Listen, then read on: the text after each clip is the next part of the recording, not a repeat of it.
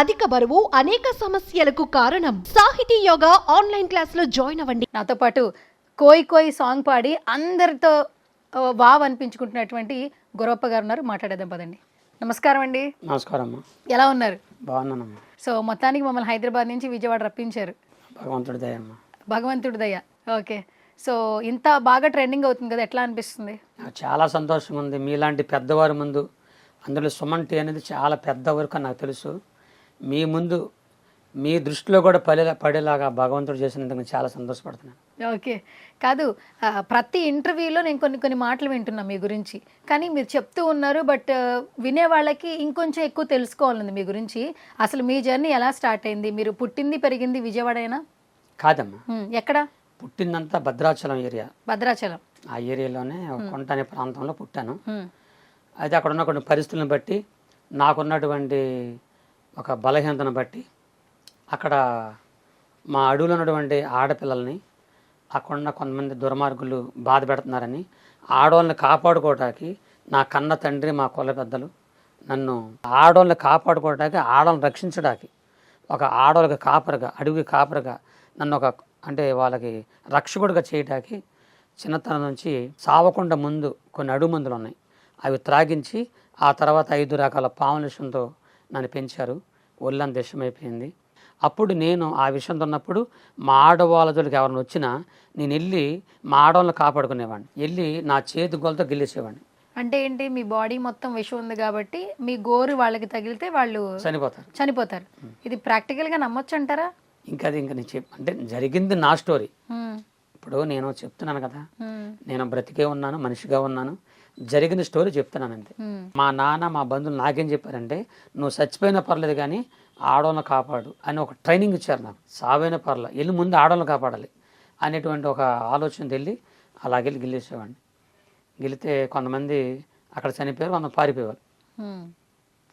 అలా జరుగుతుండగా ఇక నా విషయం అనేది నా శరీరంలో ఇంకా ఎక్కువైపోయి, ఆ రోగం బాగా ఎక్కువై చచ్చిపోయే పరిస్థితికి వచ్చేసాను. ఇక రోగం ఎక్కువైపోయింది, ఈ గుండెకి పట్టేసింది. అప్పుడు నా శరీరం మన వస్త్రాలు ఉతికితే పిండితే ఎలా ఉంటుందో అలాగే నా శరీరం ఎవరో గట్టిగా నలిపేసినట్లు, ఆ బాధ తట్టుకోలేక నా నరాలు తెగిపోయినట్లుగా, నా ఎముకలు ఇరిగిపోయినట్లుగా, ఎవరో చేయిలు తీసుకొచ్చి నా ఎదల మీద పెట్టి నలిపేసినట్టుగా ఉండేది. ఆ బాధ తట్టుకోలేక మా నాన్న దగ్గర ఏడిశాను. నన్ను చంపేసి నేను బతకలేను అన్నప్పుడు, అప్పుడు నా తండ్రికి అర్థమయ్యే, కొడుకు నువ్వు బాధపడబాకు, నిన్ను నేను కాపాడుకుంటాను అడవిలో మందుల ద్వారా అని చెప్పి, అడవిలో మందులు మా నాన్న కొద్దిగా మంత్రాలు చేసేవాడు. ఆ మంత్రాలు, ఆ మందులు నా మీద ప్రయోగం చేశాడు. వాటి ఏజ్లో మీరు చెప్పేది ఇదంతా జరుగుతుంది? అప్పుడు నా వయసు 17-18 మధ్యలో. ఓకే. 17 పుట్టిన కాడ నుంచి 17-18 సంవత్సరాల మధ్యలో జరుగుతున్న సంఘటనలు. అప్పుడు అలాగ జరుగుతున్నప్పుడు అప్పుడు మా నాన్న అడవిలో మందులు, కొన్ని మంత్రాలు నా మీద ప్రయోగం చేశాడు. అయినా ఆ రోగాలు తగ్గలేదు. ఈ నాటు మందులకి ఐరన్ తగ్గలేదు. మా నాన్నకి తెలిసినటువంటి తెలంగాణలో ఒక మంచి రాజకీయ నాయకుడు ఉన్నాడు. అప్పుడు ఆయన ద్వారా మా నాన్నని తీసుకొని మరి హైదరాబాద్ ఉస్మానియా హాస్పిటల్కి అంటూ తీసుకెళ్ళి చూపిస్తే వాళ్ళు మా నాన్న నాకు చెప్పాడన్నమాట. వాళ్ళు ఏం చెప్పారంటే, నిలువెల్ల పామిస్ నిండిపోయాడు అబ్బాయి, బతకడు, చచ్చిపోతాడని చెప్పారు. అప్పుడు మా నాన్న నన్ను తీసుకొని మా ఇంటికి వచ్చి ఏడిచాడు, కొడుగా నిన్ను పామిషంలో పెంచిన కారణం మన అడవిలో ఉన్న ఆడవాళ్ళని కాపాడటానికి. నిన్ను బట్టి ఆడవాళ్ళు బతికారు, కానీ నువ్వు చచ్చిపోతున్నావు. నాకు చాలా బాధగా ఉంది కొడుగా, కానీ నువ్వు ఎలాగో చనిపోతున్నావు కాబట్టి నీకు ఒక మాట చెప్పాలనుకుంటున్నాను. అదేంటంటే, నువ్వు పుట్టక ముందు మీ అమ్మ ఒక దేవుడు, మీ అమ్మ కడుపులో ఉన్నప్పుడు మీ అమ్మ ఒక దేవుడు నమ్మకుంది. ఆయన ఎవరో మాకు తెలియదు. అయితే మన కులాచార ప్రకారంగా పరాయ దేవుడు నమ్మకున్నా, ఇంకోళ్ళు నమ్మకున్నా ఏదైనా చేస్తే చంపేస్తారు. అలాగే మీ అమ్మని నేనే స్వయంగా మీ అమ్మని బాగా కొట్టేసి, ఎందుకు నమ్ముకున్నాను కొట్టాను. ఆ కొట్టిన దెబ్బలకే మీ అమ్మ చనిపోయింది. మీ అమ్మ చచ్చిపోయే కొద్ది నిమిషాల ముందు నువ్వు పుట్టావు. అప్పుడు మీ అమ్మ నిండు గర్భిణి, మీ అమ్మ నువ్వు పుట్టావు. నిండు గర్భిణితో ఉన్న మీ మదర్ని మీ ఫాదర్ కొట్టేశాడు. ఎందుకు? అంటే మానసిక స్థితి సరిగా ఉండదా? కాదు దేవుని నమ్ముకుందని, ఆ భగవంతుడు నమ్ముకుందని చెప్పి వాళ్ళలో కొన్ని ఆచారాలు ఉంటాయి అమ్మ. అయ్యా చాలా మనం చెప్పకూడదులే, కానీ ఆయన చాలా ఆచారాలు ఉంటాయి. ఆచారాలను బట్టి కొట్టేశారు. చనిపోయింది. మీ అమ్మ చనిపోయే ముందు కొద్ది నిమిషాల ముందు నువ్వు పుట్టావు. అప్పుడు నెత్తురుగుడ్డుకున్న నిన్ను మీ అమ్మ తను నమ్మే దేవుడిని నీ గురించి చెప్పింది. నీ గురించి తన దేవుడికి చెప్పడం ప్రారంభించింది. ఏం చెప్తుందంటే, అయ్యా దేవుడా, నా కొడుకు పుట్టాడు, ఈడు నీ బిడ్డగా మార్చుకో, బతికించు, నేను ఎలాగో చనిపోతున్నా, నా కొడుకుని కాపాడు, నా కొడుకుని నీ బిడ్డగా మార్చుకోమని చెప్పి ఆ మాటలు చెప్పి మీ అమ్మ చచ్చిపోయింది. మీ అమ్మ చనిపోయింది కానీ నేను నమ్మేది ఏంటంటే మీ అమ్మ నమ్ముకున్న ఆ దేవుడు, మీ అమ్మ ఆరాధించి పూజించిన ఆ దేవుడే నిన్ను ఖచ్చితంగా కాపాడతాడు, నా నమ్మకం కొడుక. అంటే ఈ మందుల వల్ల నీ రోగం తగ్గట్లేదు కాబట్టి ఖచ్చితంగా నీ తల్లి దేవుడే నిన్ను కాపాడతాడు అని చెప్పి నాకు చెప్పాడు. అప్పుడు నాకు కొద్దిగా ఆలోచన వచ్చింది, ఒక దేవుడి గురించి మా అమ్మ చచ్చిపోయిందా అంటే ఆ దేవుడు అంత గొప్ప దేవుడు అంటే ఆ దేవుడే జీససా? నాకు చెప్తాను, ఆ దేవుడు అంత గొప్ప దేవుడు. అప్పుడు నాకు తెలియదు ఆ దేవుడు ఎంత గొప్ప దేవుడు. సరే, ఒక దేవుడి గురించి అమ్మగురించి చంపేస్తారా? సరే, నాకు చాలా బాధ కలిగి మా అమ్మ గురించి ఏడుస్తూ మా అడవిలో నా చెట్టు పైకి వెళ్ళిపోయాను. ఆ చెట్టు ఎక్కిన తర్వాత ఆ చెట్టు పైన నుండి ఏడుస్తున్నాను. నాకు అప్పుడు ప్రార్థన నాకు తెలియదు. తల్లి, నన్ను కన్న తల్లి, ఆరాధించి పూజించిన దేవుడా నన్ను కాపాడు, చచ్చిపోతున్నాను, నా రోగమైన చంపేస్తుంది, నన్ను బతికించు అని ఏడుస్తుంటే అలాగ నేను చెట్టు మీద ఉన్నాను, అలా చూస్తుంటే ఆకాశంలో నుండి ఒక తెల్లని మనిషి, మీలాగ ఒక మనిషి తెల్లని వస్త్రాలు ధరించుకొని, నేను ఎక్కడైతే ఏ చెట్టు మీద ఉన్నానో నా చెట్టుకి 10 అడుగుల దూరంలో గాల్లో నిలబడ్డాడు. ఆ మనిషి గాల్లో నిలబడితే అదే ఫస్ట్ నేను చూడడం, ఇందుకు గాలి చూస్తూ ఉన్నా. అప్పుడు ఆ మనిషి నాకు అర్థమయ్యే భాషలో మాట్లాడుతున్నాడు. చిక్కమెగడ మేసరవరప్ప వాతం జలందం జలపైన కాసుకొని దిలవని దేహం ఏసునుడి దేహమే జీనుడి దేహం. ప్రపంచంలో నీ రోగాన్ని బాగు చేసి నువ్వు చచ్చిపోతున్నావు కదా, నిన్ను బతికించే ఒక ఆయన ఉన్నాడు. ఆయన ఎవరో కాదు, నీ కన్న తల్లి ఆరాధించి పూజించిన ఆ దేవుని పేరే యేసుక్రీస్తు ప్రభు. నిన్ను బాగు చేస్తాడు, నిన్ను స్వస్థపరుస్తాడు అని నాకు అర్థమయ్యే అబ్బాలు చెప్తున్నాడు. అప్పుడు నాకు అర్థమైంది దేవదూత అని. నా కిందకి దిగి 15 రాత్రులు 15 పగలమ్మ నాతోనే అడవిలో ఒక మనిషిలాగే తిరుగుతున్నాడు అన్నమాట. అయితే నేనే నా కాళ్ళేమో కింద అంతా ఉన్నాయి. ఆ అడవిలో నేను నడుస్తున్నాను.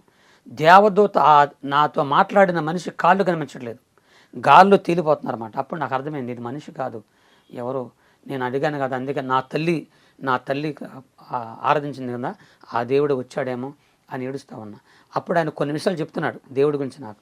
నాకు ఒక విశ్వాసం కలిగింది, ఖచ్చితంగా నా తల్లి దేవుడే నన్ను బాగు చేస్తాడు అనే ఒక నమ్మకం నాకు వచ్చిన తర్వాత నేను ఏడ్చాను. అప్పుడు 1984 సంవత్సరం నాకు బాగా గుర్తుంది. 84 ఆ సంవత్సరంలో గుంటూరు అనే పట్టణంలో ఈ లోపల ఆ దేవత చెప్పిన మాటలన్నీ నాకు విశ్వాసం కలిగిపోయింది, ఖచ్చితంగా నా తల్లిదేవుడు కాపాడతాడని. 84 సంవత్సరం ఆ సంవత్సరంలో గుంటూరు అనే పట్టణంలో జీసస్ కాల్స్ యేసు ప్రభు వారి యొక్క సభలు జరుగుతున్నాయి. అక్కడ దేవదూత అక్కడ నుంచి నేనున్న అడవికి ఇక్కడ కొన్ని 100 కిలోమీటర్ల దూరం ట్రైన్లో వచ్చానో బస్సులో వచ్చానో నాకు ఏ వాహనంలో వచ్చానో అంత గుర్తులేదు. నాకు దేవుని దూత నా చేపట్టుకున్నారు, నేను చేపట్టుకున్నాను. అలా చేపట్టుకోగానే కళ్ళు మూసాను, కళ్ళు తెరిసేసరికి ఆ సభలో ఉన్నా. అంటే మీరు ఎలా వెళ్ళారు తెలియదు. ఇక అదే ఆశ్చర్యం ఉండే, దేవుడు అంటే అదే కదా. నేను అట్లా కళ్ళు మూసుకున్నాను, దేవదూత కళ్ళు అట్ట పట్టుకున్నారు. అలా కళ్ళు తెరవగానే ఆ సభలో ఉన్నాను అన్నమాట, గుంటూరులో సభలో ఉన్నా. అంటే ఇలా చెప్తే నమ్మడానికి అంటే బేసికల్గా ఎవరైతే నమ్మరు కదా, మనుషులు నమ్మరు. దేవుడు చేసే కార్యాలు దేవుడు అంటేనే ఈ రోజున దేవుడు అంటేనే ఎవరు నమ్మట్లేదు అనుకోండి. దేవుడు చేసే కార్యాలు లేకుండా మనుషులకు అసాధ్యం ఇది, కానీ దేవునికి సాధ్యం. దేవుడు అనేవాడికి సాధ్యం ఎన్ని, ఆయన ఏదైనా చేయగలడు. అందుకే ఆయన సర్వాంతర్యం అన్నారు. కాబట్టి అలా ఉన్నాను. ఉండేసరికి జనం అక్కడ ఎక్కువగా ఉన్నారు, వాళ్ళందరూ ప్రార్థన చేస్తా ఉన్నారు. ఎన్ని సంవత్సరాలు అవుతుంది ఆ టైంలో నా వయసు 17-18 సంవత్సరాలు. 17 సంవత్సరాలకి 18 తీసుకోండి. అలాగున్నాను. వాళ్ళందరూ జనమంతా దేవుని స్తుతిస్తున్నారు. నాకు ప్రార్థన చేత కాదు, నేను అలాగే చూస్తూ ఉన్నాను. మీరు ఇంకా ఆశ్చర్యపోతారు.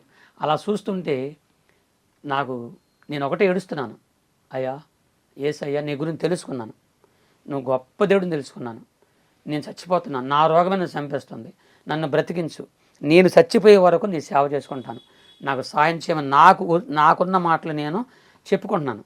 అలా చూస్తుండగానే కళ్ళు మూసుకోవడం చేత కదా నాకు, ప్రార్థన అంటే కళ్ళు మూసుకుంటారు కదా, నేను కళ్ళు తెరిచే ఉన్నాను. ఆకాశంలో ఇది మాత్రం ఆకాశంలో తెల్లని వెలుగు, ఆ వెలుగు నాకు కనబడుతూ ఉంది.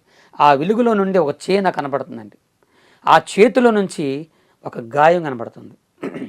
అలా రక్తం నాలోకి వస్తున్నట్లుగా అనిపించింది. అలా రక్తం వస్తున్నప్పుడు నాలోకి వస్తున్నట్టుగా అనిపించింది. కింద పడిపోయాను.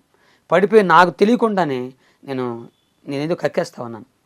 కొద్ది నిమిషాల తర్వాత ఏదో మైండ్ అలాగైపోయినట్లు లెగిసి చూసా. మళ్ళీ ఆయన అదృశ్యం నాకు కనపడలేదు. అప్పుడు అక్కడున్న వాళ్ళు నా గురించి చెప్పారు, నా బాధలు చెప్పుకున్నా. వాళ్ళు ఏం చేశారంటే, అయితే నీకు విషం ఉందో లేదో చూద్దామని చెప్పి కుక్కని, పిల్లిని, కోడిని, పందిని, కొన్ని జంతువులను తీసుకొచ్చి వాటిని గిల్లి కరవమన్నారు. నా చేతులతో నా పళ్ళతో గిల్లి కరిచాను. అవి బతికే ఉన్నాయి. నీకు విషం లేదు. కాదు, అప్పుడు దాకా ఉన్న విషయం ఒక్కసారిగా ఎలా పోయింది? అంటే మీరు చెప్తున్నారు, మేము నమ్ముతున్నాము. అప్పుడు దాకా ఉన్న విషయం మరి బిఫోర్ మీరు మీ నోటి దగ్గరికి వెళ్ళినా లేదంటే మీ చేతి గోరుతో గిల్లినా వాళ్ళు చనిపోతున్నారని చెప్పారు. సడన్గా ఎలా మారిపోద్ది అంటారు? ఎలా నమ్మాలంటే? దైవికమైన స్వస్థ అంటారు దాన్ని ఏమంటారంటే దేవుడు చేసిన కార్యం, దేవుడు స్వస్థ అనమాట. ప్రభువు నన్ను స్వస్థపరిచాడు. పడగానే కింద పడిపోయాను. వెంటనే వాళ్ళు 2 రోజుల తర్వాత చూపించారు. అప్పుడు నాకు అర్థమైంది నాలో ఉన్నటువంటిది పోయిందని. అప్పుడు నేను చేశానంటే కొంతమంది దాడులతో నేను పరీక్షించుకున్నాను. చేస్తే వాళ్ళు నీది మామూలు రక్తం కదా, మనిషి రక్తం అన్నారు. నాకు ఆనందం. మనిషి రక్తమే ఉంటుంది కదండి ఎవరికైనా. అవును, అప్పుడు చెప్పారు. అప్పుడు ఆనందం అయిపోయి వెంటనే నేను నా తండ్రికి, మా బంధువులకు చెప్పుకున్నాను. వాళ్ళు మా నాన్న సంతోషపడ్డాడు. నన్ను ఎవరైతే విషయం తెప్పించారో వాళ్ళ ఆశ్చర్య ఎలా పోయింది నీకు విషయం అని ఇలా చెప్పాను. అలాగ వెళ్ళాను. 3 లక్షల దాకా దగ్గర ఖర్చు పెట్టారు నా రోగం తీయడం కొరకు. అది ఎట్లా తీశారు? మీ రోగం తీయడం కోసం 3 లక్షలు ఖర్చు పెట్టారన్నారు. అది ఎట్లా తీయడం జరిగింది అసలు? యాక్చువల్లీ బాడీలో విషం ఉంది, విషయాన్ని ఎలా తీస్తారు అసలు? 3 లక్షలు పెట్టి రోగం పోవడం కదమ్మా, ఖర్చు పెట్టారు అంటున్నా. ఖర్చు పెట్టారు అదే ఈ మందులకు కానీ, అడుగుల మందులకు కానీ, దేనికన్నా కానీ ఖర్చు పెట్టారు.